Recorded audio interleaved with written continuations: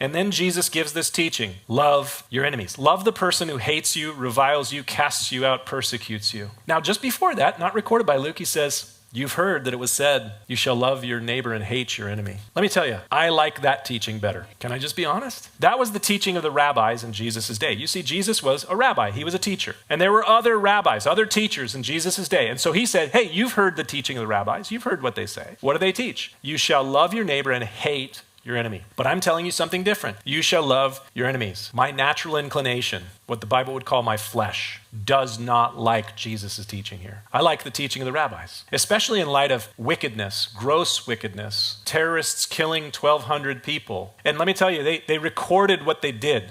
I've made it a point to not watch the videos. Maybe some of you have seen them. I don't want to see them, but I know what happened. And I know from people like Hamid, who told me what happened to some of the people that he knew.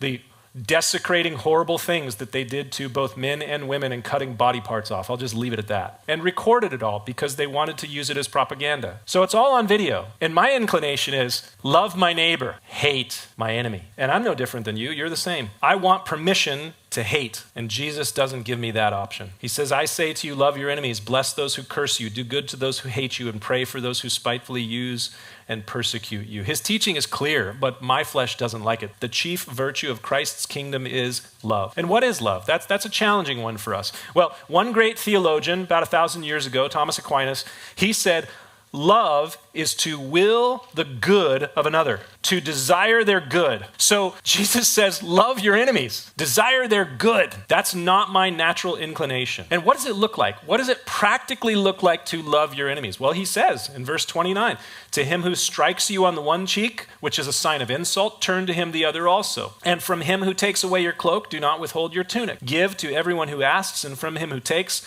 away your goods, do not ask for them back. Just as you want men to do to you, do to them also likewise.